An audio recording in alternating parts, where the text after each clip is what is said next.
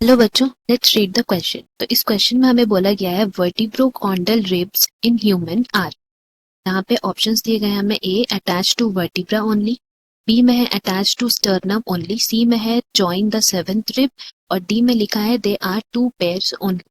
तो इस क्वेश्चन का हमारा की कॉन्सेप्ट हो जाएगा रिब्स। जैसे कि हम लोग जानते हैं कि हमारा जो स्केलेटल सिस्टम है वो framework of bones and cartilages का बना है which is responsible for all movement in our body. And ये जो स्केलेटल सिस्टम है वो टू डिविजन्स में हम लोग डिवाइड किए। पहला डिवीजन है एक्सियल स्केलेटल सिस्टम एंड दूसरा डिवीजन है एपेंडिकुलर स्केलेटल सिस्टम। तो अगर हम लोग एपेंडिकुलर स्केलेटल सिस्टम की बात कर ले देन यहाँ पे जितने भी हमारे बॉडी में लिम्स हैं, fore limb, hind limbs, fore girdles that is pectoral and pelvic girdle, वो सभी एपेंडिकुलर स्केलेटल सिस्टम में आ जाते हैं। जबकि अगर हम लोग एक्सियल स्केलेटल सिस्टम की बात करें तो यहाँ हमारा स्कल, वर्टिबल कॉलम, रिब्स और स्टर्नम ये सब आता है। तो हम लोग यहाँ लिख सकते हैं कि अगर हम लोग एक्सियल स्केलेटल सिस्टम की बात करें तो यहाँ पे हमारा रिब्स आता है apart from vertebral column, skull और स्टर्नम के अलावा। तो यहाँ हम लोग रिब्स के बारे में बात करना है। तो रिब्स में हम लोग बोल सकते हैं कि there are 12 pair of ribs present है। एंड ये जॉइन कैसे होते हैं, तो अगर हम लोग बात करें उनकी डेफिनेशन की, then they are thin flat bone जो कनेक्ट होते हैं डॉर्सली। डॉर्सली किससे कनेक्ट होते हैं? वर्टिब्रल कॉलम से। जबकि अगर हम लोग बात करें इनका ventral connection, that is ventrally, वो किससे कनेक्टेड होते हैं? स्टर्नम से।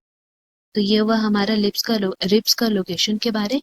नाउ इसके डॉर्सल एंड में दो आर्टिकुलेशन सर्फेसेस होते हैं, उसी वजह से रिब्स को हम लोग बाइसेफेलिक भी बोलते हैं। नाउ जैसे कि हम लोग पढ़े थे रिब्स में 12 पेयर ऑफ रिब्स प्रेजेंट है।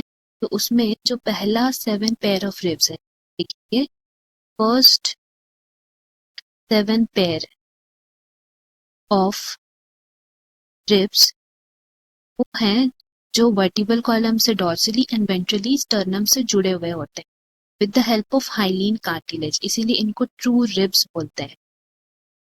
एंड यहाँ पे हम लोग ये भी लिख देते हैं they are connected with the help of hyaline cartilage, with hyaline cartilage.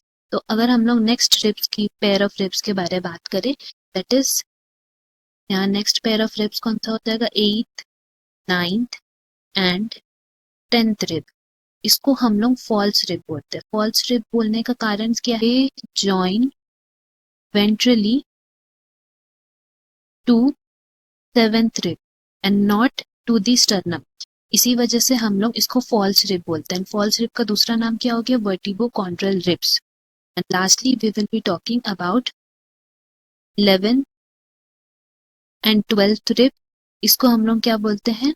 Floating rib बोलते हैं। क्यों फ्लोटिंग रिब बोलते हैं? क्योंकि ये पीछे डॉर्सली तो वो लोग कनेक्ट होते हैं वर्टिबल कॉलम से, बट वेंट्रली ये लोग कनेक्टेड नहीं होते, इनको हम लोग फ्लोटिंग रिब्स बोलते हैं। इस तरह false rib are also known as vertebrochondral ribs and they join ventrally to the 7th rib। इसलिए यहाँ पे हमारा करेक्ट ऑप्शन क्या हो जाएगा? Option C, join the 7th rib। Hope you have understood. Best of luck. Thank you.